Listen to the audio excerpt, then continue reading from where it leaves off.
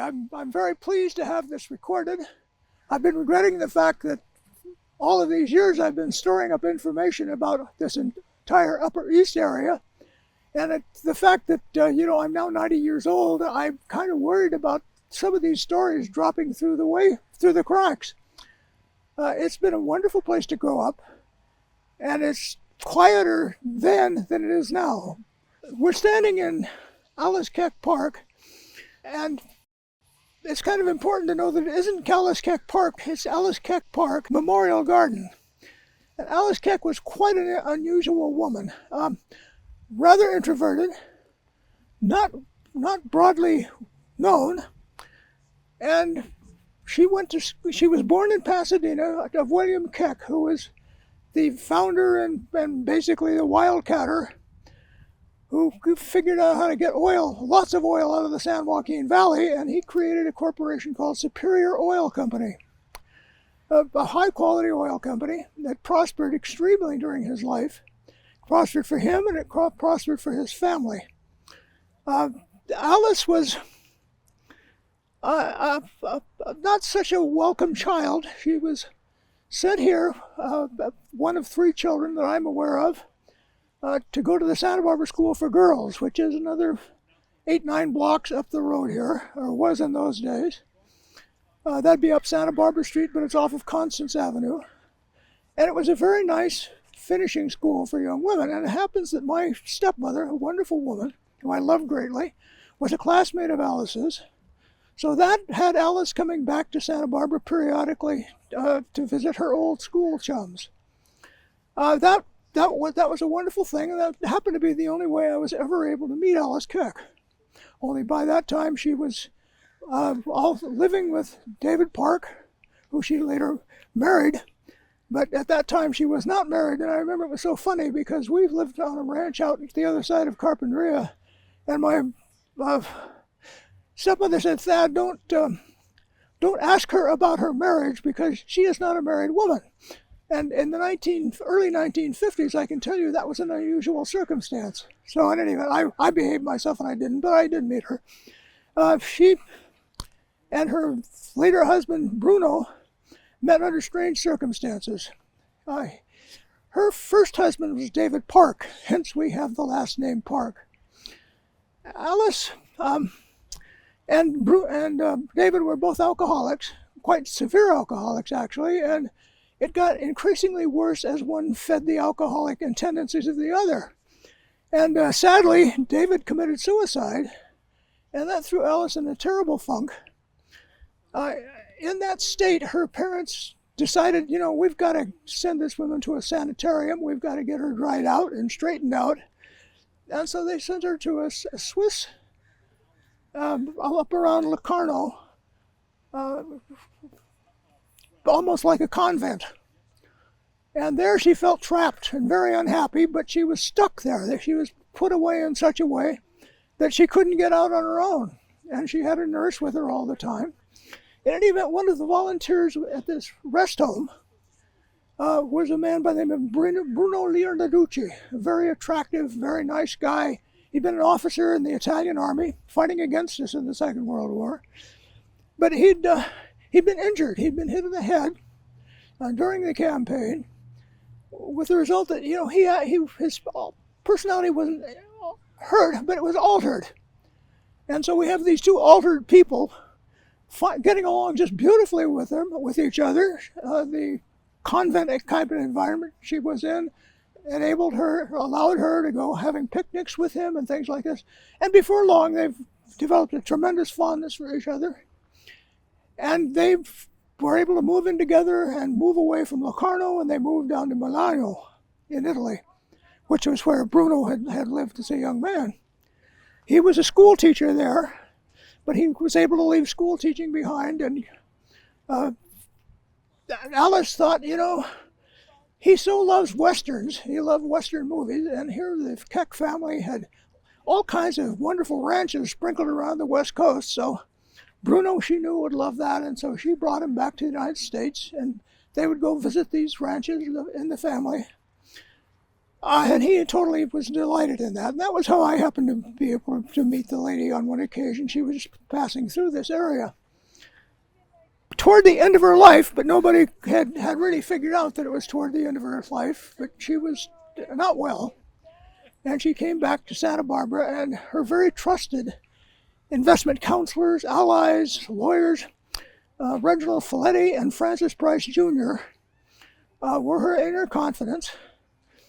And she and Bruno got to know them. Well, sadly, getting back to Switzerland, Alice one day walks into Bruno's part of the apartments and discovers that here's a strange woman, and she immediately presumes that Bruno was cheating on her.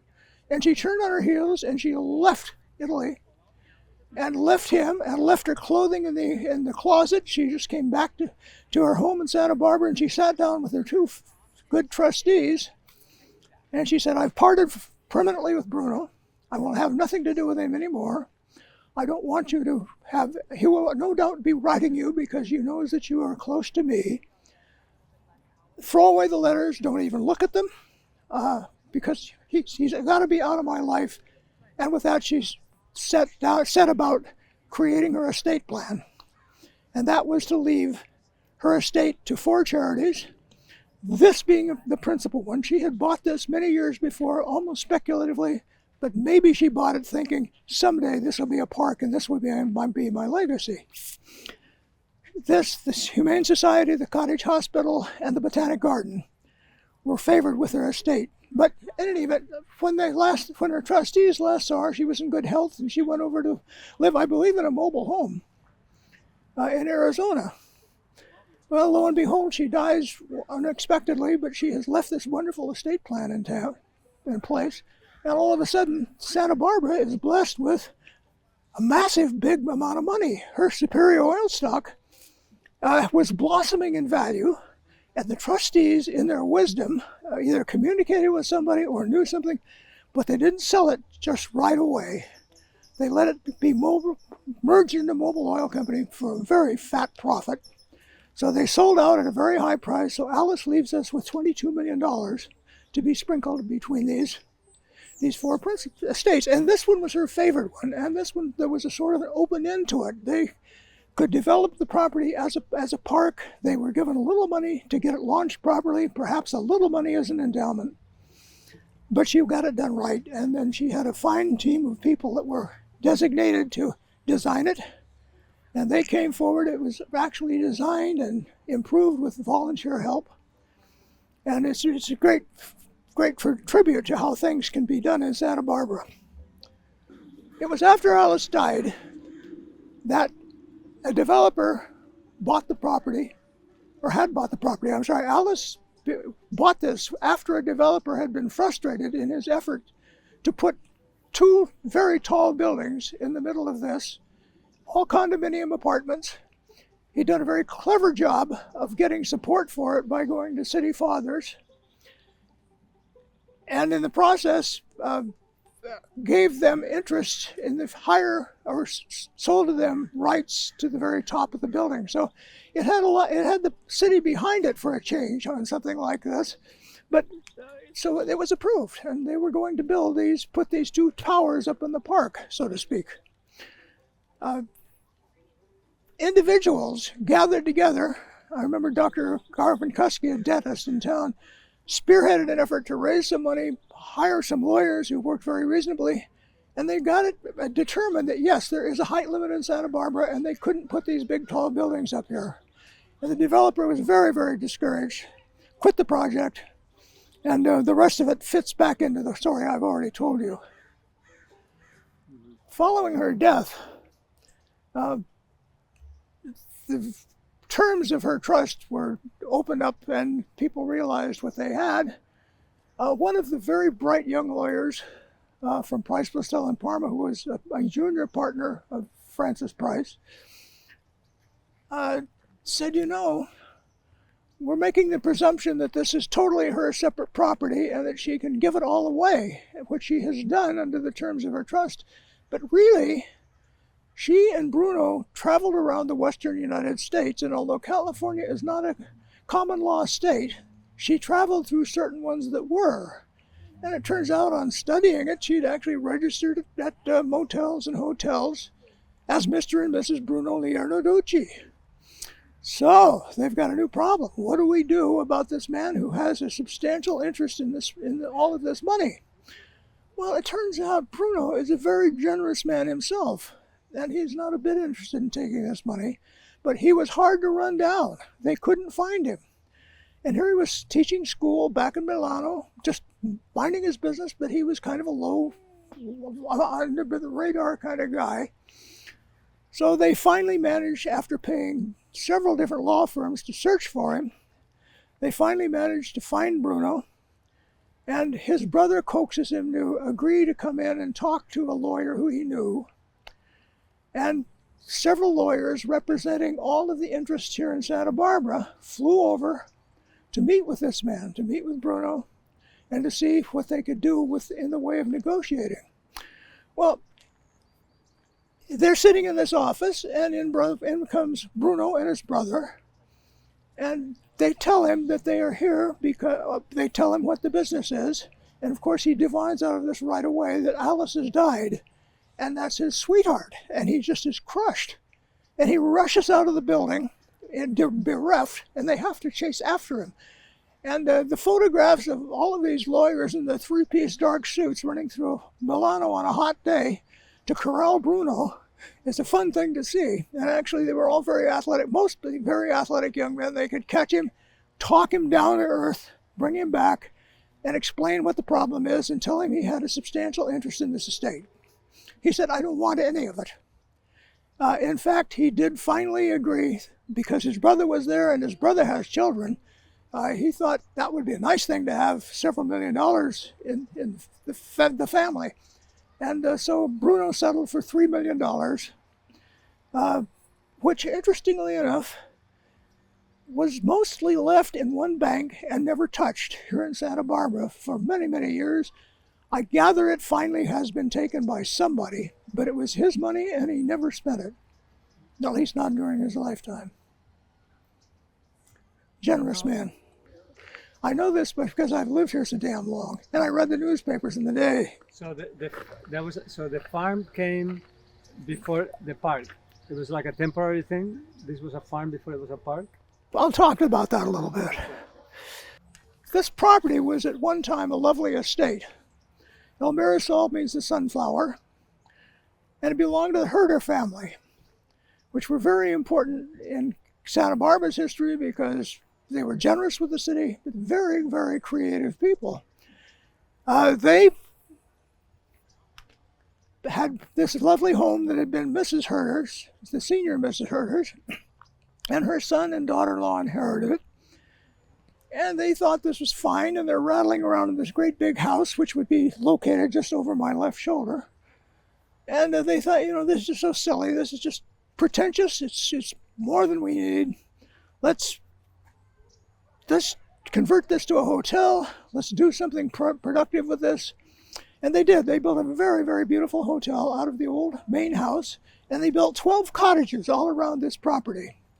Very small studio apartments, or small studio carpets actually, and they were very, very popular. As a matter of fact, John Rockefeller, the real earliest oil man, Standard Oil man, always rented the one over in this corner, at the corner of Arriaga and Santa Barbara Street, and there he would sit periodically and kept a lot of shiny new dimes around, and his children from the town would come around and sense what was going on. He would hand them dimes, and he would tell them, you take this dime and you open a bank account and you put it in savings. And then he started explaining compound interest to them and told them this would make them set up very comfortably if they would just leave it there long enough.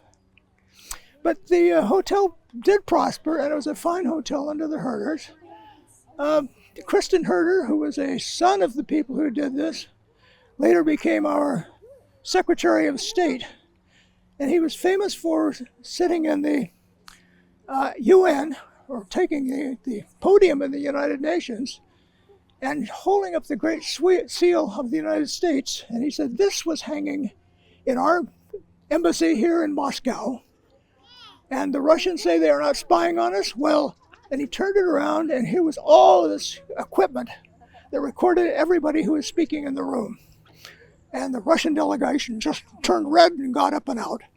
Funny I said they turned red, because of course they were Reds anyway, weren't they? Oh, all right, we can walk up here to Arriaga Street, because I would like to look at the Unity Church, Okay. because it's kind of architecturally different.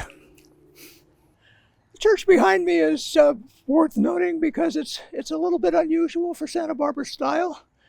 And it was done by an unusual man, an architect by the name of Robert Engel Hoyt. And he was an interesting personality. He'd married one of the descendants of the De La Guerra family. And there were substantial assets coming down through that family, even to that point. And he married this woman while he was in architectural school back in Yale. And he was always, I think, a little bit embarrassed that people might possibly think he'd married somebody who was more comfortably fixed than he was and was supporting his lifestyle. He was sufficiently embarrassed that he used to sit down and talk about she's visiting with her counselors who come out from Princeton every year at this time, and they're just moving the jelly beans around the table. And jelly beans were about stocks and about investments and things that he didn't think were really worthwhile things, at least not in his book. He was certainly an unusual man, but I want to mention him because he was almost given carte blanche as one individual architect to redesign Santa Barbara downtown. Santa Barbara was having a problem that it periodically has, kind of running out of steam. From a retail standpoint, the part of Santa Barbara that had been doing well down around the 800 block was beginning to sag. And the La Cumbre Plaza had been built, and that was siphoning off a great many customers at that point. And so they were trying to redo downtown to make it attractive and an attractive place to walk. And he did that. And he was a one-man team. He did all the design, told people what to do, was on it like a wet blanket all the time. But he was an interesting guy. And he was very, very creative. He was kind of a one-man wonder, because he could do all of these things. He could redesign a downtown, he could build a house, or he could build a church very much in the prairie style, or he could build a Monterey restaurant, which is sort of a colonial revival kind of a harm. He'd just build anything that people wanted. He was a little irascible, and he did have a big ego. And it was my good fortune to have as a secretary when I was a banker, a woman who had worked for him for several years. And she respected him greatly, but she did understand his foibles. And one of the cute stories she told was that a couple had come in from New York City, and they had gone back into his office, and he had been talking with them for a little time. And about an hour after they'd come in, he ushered them out, and he turned to Irene Adelson, his very able secretary. He said, "Irene, we're going to build a beautiful home for them here in Santa Barbara." And she said, "Well, I'm afraid not." She said, "I'm afraid not." She said, "You had them for the first half hour when you talked architecture. You lost them for the second half hour when you talked Robert Engel Hoyt." So she was De La Guerra, and a lot of the assets had come down through the family. Right. They had things like the San Julian Ranch. Right. And they didn't take too active in it, although interestingly enough, one of her sons, I think is, maybe it's one of her daughters, is married to Poet, Jim Poet, who now manages the ranch. This is such an interesting personality. The house is not much to look at, but if we could get around and look at some part of the McCormick place, I would like to do that. This is McCormick as an international harvester. The McCormick Reaper, which is now a number of other corporations. It's a hell of an interesting story. Because this is a personal story, this particular building is of interest to me. This was the residence of Mrs. McCormick, Mrs. Stanley McCormick, who was Catherine Dexter McCormick. And Stanley McCormick was perhaps one of the richest men in the world. And he was schizophrenic. And he'd started his life and career out in wonderful shape. He was very impressive. He went to Princeton. He was voted the man most likely to succeed in the entire school system. And then he developed schizophrenia. It encroached on him, is I guess a better way to say it. And he had married Catherine Dexter just as he was beginning to go under the influence of his disease. So she didn't know what she was getting into, but after they had set out to take a year's honeymoon on their ship, which was really a ship, not just a simple yacht, and he took his mother along, by the way, he began to develop very strange characteristics, and before long his behavior was so antisocial that they were seeing a series of psychiatrists and finally said, this man has to be put into a safe place. And the family had this property called Riven Rock out in Montecito, and they made that almost, very attractively, but they made it so you could not get in or out of that without proper approval. There were fences around the entire thing, beautiful stone walls. So here he is, this what today would be a multi-billionaire, locked into this beautiful property out in Montecito, and full-time psychiatrists looking after him because it was thought that perhaps his schizophrenia could be dealt with by psychiatry.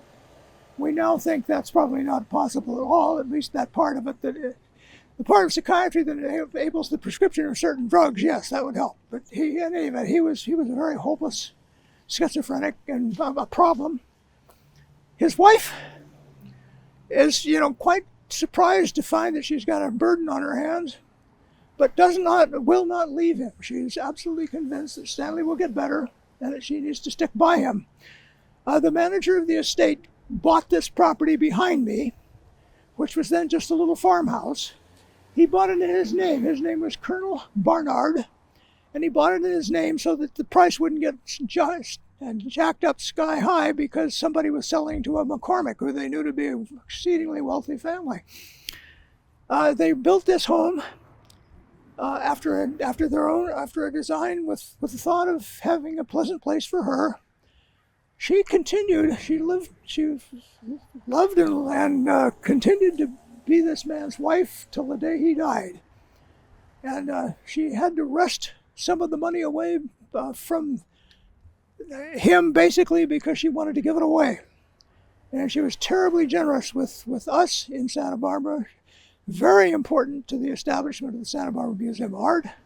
He had a good eye for art, and before his illness he had collected a great many wonderful Renaissance they're Impressionist pieces, which are now still with the museum. Very generous family. She was extremely generous. She put the original funding under Planned Parenthood.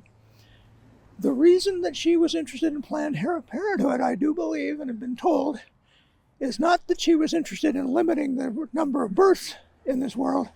She was interested in giving women who were married to ill people, like schizophrenic people, from having children with them, because she had convinced herself that it was a heritable characteristic. She may have been right. My mother had what has to be one of the finest jobs for a woman in Santa Barbara.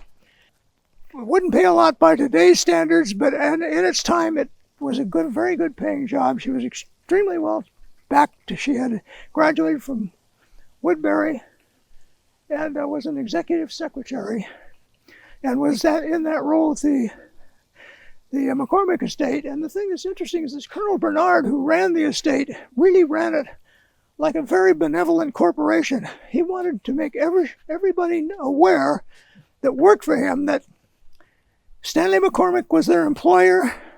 They're not going to be out of a job when he gets well. They will always have a good job working for Stanley McCormick, who's a generous man. But they're dealing with this man who can behave like an ogre sometimes. But he's assuring them they've got job security, and he ran it very benevolently. But he went out and he hired the very possible people he could. I think my mother probably had one of the best jobs of a woman in that time, and it was a nice thing. She wanted to do good things herself. This was in the 30s and the 40s. Shortly after the war, my parents were divorced, and my mother was the sole income, principally the sole income for the family after that. For the family. There's not a lot of family for herself and for me. But she always gave me priority as a boy growing up. She went on to do great things. She never had a big pile of money, but she had clout, political clout. So she was able to get behind the bond fund that created the West Campus of Santa Barbara City College. And for that reason, there is a Gertrude Calden Overlook, because she swung that deal, and West Campus of Santa Barbara City College falls right in her lap because it took her influence to put that bond issue over the top. My mother, after being a single woman for about 25 years, remarried a man by the name of Guy Calden, who is one of Santa Barbara's really movers and shakers in the day. He contributed to a lot of things with his personality. He was a wonderful, wonderful man, very generous. I was fortunate. I had two good step relationships in my life. My father remarried Enid Bliss, who was a very wonderful woman, very smart. And my mother remarried to Guy C. Calden, wonderful guy. So I had great influences in that way in my life. We were looking at a minute ago at the Unitarian Church. And while thinking about the earthquake, one has to realize that the Unitarian Church was nothing but a pile of great stones after the earthquake. It really collapsed all the way to the ground. And they rebuilt that very handsome church down there. And about also during the Depression, the Christian Science Organization built this church, which is very unusual for Santa Barbara architecture. It's Christian Byzantine style. And if you've ever been through the Hagia Sophia in Istanbul, you would say, yes, there are certain similarities. Although the Hagia Sophia is a stone building, it doesn't look like, it isn't quite as dressed up as this, but very, very similar. There were still some adobes around. The adobes just collapsed. They were not substantial enough. You know, it seems like if they get rained on enough, they melt. If they get shaken up enough, they fall apart. So you've got to supplement it with reinforcement if you want to have a good adobe property. Well, everything above Mission was numbered. So Padre, which is the first block above Mission, that becomes First Street. And so on right up onto Quinto Street. They were laid out by Haley, for which we have Haley Street, but he designed the town's street structure, but mostly those were dirt paths, they were wagon paths. Arguably, one of the most important people, maybe the most important man in Santa Barbara's history, lived here. He was here because, one, he managed to direct a huge amount of money into the city at hard times. This is the home of Thomas Moore Stork, with an E on the end. He was Charles Stork's son, and Charles Stork lived in the house across the street, which isn't in great repair, but it's still standing. That was one of his homes. He had another home that's very spectacular down at the corner of Pedregosa and Anacapa Street. Very, very striking house. It's in wonderful condition still. This home, Tom Stork was politically very, very powerful. He had the Santa Barbara News Press, which he ran with pretty much an iron hand, and he was always supporting his Democratic candidates, unless you were already elected and you happened to be a Republican and you were doing a good job, then seniority mattered to him, so he would always give the endorsement to a Republican who had seniority and who had good policies. But by and large, he was a very serious Democrat. And because he was such a serious Democrat, he was appointed for about a 2-month period to go back and fulfill the one seat that was vacant back in Washington, D.C. And so for 2 months, he was a senator. And he got himself a new wardrobe to go with it. He really got into the role. And he went back and he made an impassioned plea to the Secretary of the Interior for money for Santa Barbara.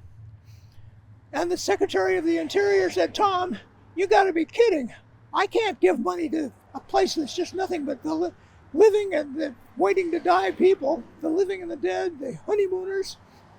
So that'll never go over politically. But he said, next time you come back, He said, you've calling this man down the hall. He's the guy who pays out the money. And actually, Tom Stork did that. And yes, in fact, Santa Barbara got a lot of money. Really, much of that money had been set aside earlier than Tom's tenure there, but he always took great pleasure in that. He also had enough of an ego that he really liked to be addressed as senator. I mean, he'd smile and think, that sounds like a joke, but it was not to him. It was real serious to him. He was a little fussy, and he would buy a new Cadillac every year. Nice kind of dove gray Cadillac was his color. And he would come home, and he would like to swing wide here a little bit and come into his driveway, and you'll see some gussets here, which the camera can pick up. These so-called gussets meant that he no longer had to drive through the mud and mess up his parkway and mess up the underside of his car, and probably somebody owed him a favor, because I saw a big cement truck out front and a crew who were wrapping up their day someplace else, probably coming in and pouring these gussets for him. Always amused by that. I like to think of this as Stork's block, because the man across the street there was his banker, Edwards, and the man up at the corner was one of the founders of a very large, the most long-lasting law firm in California. His name was, I want to say Fernald, but it was not. Fernald was one of the early partners. This was Richards. Oh, this house, it's been totally renovated in the last 10 years, and it's re-renovated in the last 5 years. It's in wonderful condition. It's like most Victorian houses. It's not got a great floor plan. I think Victorian houses were just kept to keep you out of the rain. This was Charles Stork's home. It looks to me like it's got a slightly lavender hue now. This house faced onto Valerio. All of these houses were all built as duplexes by a retired Santa Barbara mayor. As soon as he got out of office, he got permits and built these several 5 or 6 duplexes along here. The concept was buy one of these duplexes, live on one floor yourself, and rent out the other so that you could cover the mortgage. And they're very, very beautiful. When these were built in about 1952 or 53, there'd been no other construction going on in Santa Barbara at all. You very, very seldom saw construction materials out on the job. And it was almost a treat to come here and see that somebody was actually building something in Santa Barbara. In 52? 1952. Yeah. My house was built in 51. Okay. You were a rare one. Was that rare? Yeah, oh, yes, it was. We're in Samarkand. Yeah, well, Samarkand was probably as hot a development as they had, of course, in those days. It was developed by William Griffith, Yale Griffith's father, and another partner. This old house attracts a lot of attention because of the circular room on it. It was dubbed El Nido Nido in recognition of the fact that it was the nest for this family. The family's fortune went back to Singer sewing machine companies, and the man who lived here was Charles Hopkins. His son, Prince Hopkins, became very famous in Santa Barbara. A psychologist, very, very generous with a great deal of inherited wealth.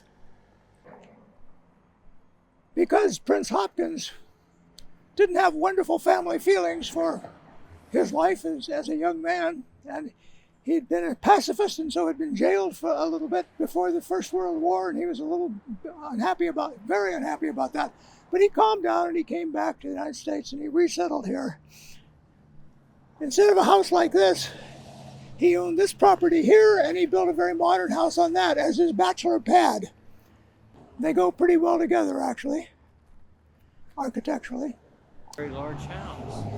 Well, it's been enlarged a lot, Bob. People have been building it out as they go along. It was just I think, one-bedroom house when Prince Hopkins right lived here. now they're two-story. They're way back there. Oh yeah, that's all add-on stuff since Bernie left. Prince Hopkins was like a Pied Piper. He was such an agreeable man, so pleasant.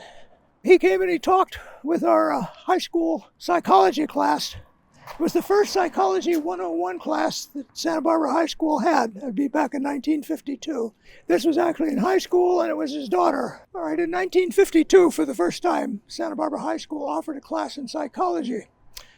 And the final lecture of the year had one of our fellow students bring in her father, Dr. Prince Hopkins. He spelled that, by the way, Prynce. But it worked well for him to spell it INCE when he was in France because he got great favoritism from the gendarmes. I think it's of some note that Santa Barbara High School did not offer a psychology class until 1952. And that Prince Hopkins did lecture us, and he was like the Pied Piper. Very, very wonderful man, very gracious, and had everybody in that classroom eating out of his hand, so to speak. Thank you. Prince Hopkins did another interesting thing that is noteworthy. He was teaching a class at City College, and it became so popular that he had a great following of about 20 people, all women, as it turned out. And the budget matters, as they often do, cut into that class, and it had to be discontinued. So there was a group that was all going to that class, and Prince Hopkins said, well, as long as you're wanting to continue our discussion, he said, you can come to my place, which was this little cottage here.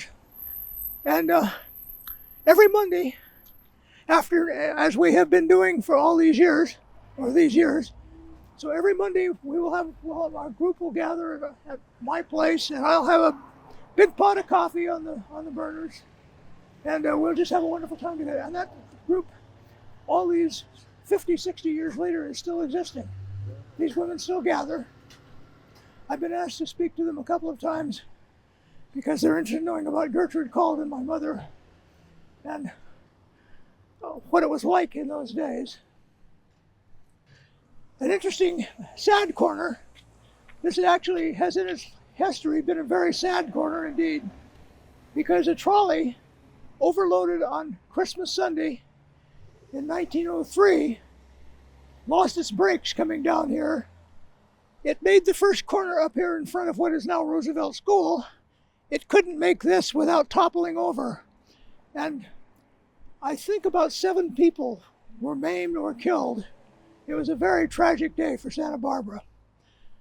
There was a woman, a very impressive woman, Alice Driscoll, who lived in the middle of this block up here. She was a pre-teenage girl the morning that this happened, and she came rushing out to do what she could. And can you imagine this 9-10-year-old girl staunching bleeding arteries, putting on bandages, basically giving people hope as they lay there terribly, sometimes mortally injured. Very classy lady. It was a treat to know her, and we used to speak from time to time. She would never talk of that, but she talked about other things. She was a terrific woman, and she was living in a home that her parents had built. Her father was one of the senior officers when the Panama Canal was being built, and he had some substantial responsibility for that, and he retired to this home that he'd built beforehand, and then he and his wife died here and left the property to Alice. This property behind me is Crocker Row number 1. It's now part of Garden Street, but it really was Crocker Row because there were 5 homes up here built by Charles Crocker, basically as a speculation or as occasional residences for his family. They were San Francisco based. He was one of the original Central Pacific Big 4 railroad builders. And he lived here. He also developed a large lemon ranch out in Montecito, the packing house of which is now Burnham Wood. A very, very fancy packing house. These houses are all set 11 feet at least behind each other so that all of them had an ocean view. Because when the vegetation isn't here, all of these trees, you could see all the way to the channel. So this had a channel view. You still can have from the upstairs windows of these buildings.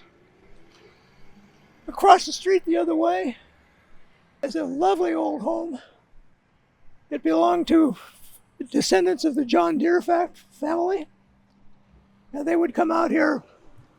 They would spend their summers in Santa Barbara, getting away from Moline, Illinois, which was a pretty hot place on a summer day. They would come out here and bring out their own. They'd send their private rail car ahead of them with all their staff in it, and then they would come out in the private railroad rail car themselves and then leave it parked down close to where our central station is now. They built a beautiful home, and they moved from here, ultimately moving out to Montecito. I hear a legend that dog saved the family's life in the fire. Is that? No, it's not deemed to be true. It's a sweet story that the dog had some significance of his interaction in keeping people alive, but no, he's just a piece of statuary. But that sort of thing was very, very popular back 100 years ago. These houses date to the 1890s or so. They were built by a San Francisco architect who had designed a lot of the buildings in the Chicago Exposition. Very handsome houses, and that caused Crocker to engage him to come down here and design these homes for him. The very impressive home over here, the very large home, is the old Brinkerhoff home. And it's been maintained beautifully for a great many, many years. This is not Dr. Brinkerhoff's home, who had a stately home down at the end of Brinkerhoff Avenue. But this is, I suppose, a son of his. In any event, his widow lived here for any number of years. It's a very beautifully maintained home. It's always been well maintained. Well, I've had it for 50-some years. It's old enough to collect Social Security. It really is. It's a 1955. And I've had it for over 50 years. It had its great years before I bought it in many ways. It was campaigned. Used to have roll bars sticking up out all over it. It was raced a lot. This one is the first of the Speedster series. This is a 356 Pre-A. Most people say I've got a 356 Pre-A, and it's a Pre-A because it's so old.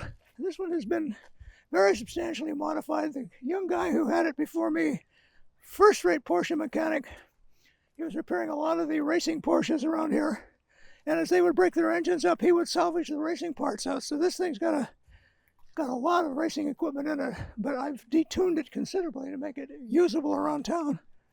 And I used to use it on the highway a lot. I've driven it a lot of miles. The house behind me, right here, belonged to the Delabra family for a very long time. They are still in this town 2 generations later. 3 generations later, really. And this massive big tree was planted by Mrs. Delabra when she bought the house, probably in the early 1930s. So you can see that they do grow pretty fast.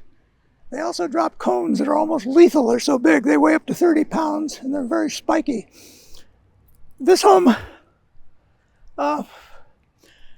was not lived in until after World War II by their son, Bertram, who, interestingly enough, nobody knew Bertram's story until he died, and you read his obituary, and you suddenly realized in our midst was this great French hero, or actually he was Belgian, but he was fighting in France. He fought all through the resistance successfully, very heroically, highly awarded. Nobody in town knew it. He never told his story. It only came out after he had died. He had been such a heroic individual on behalf of the resistance in France. He was a count, and actually the man who owns Santa Barbara Travel Bureau, yeah, I think it's the Bureau, agency is a son of that man. He's also Charles Delabra, and he has a brother, and 2 brothers. Okay. Coming out the other side, aren't these magnificent? You know, nobody can figure out who the stonemason was that did these.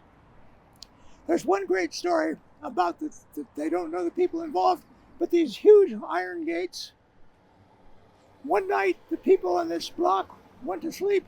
They woke up the following morning, and their beautiful gates were gone. Somebody or some team of people had lifted them off of their hinges, taken them away in the night, totally unknown.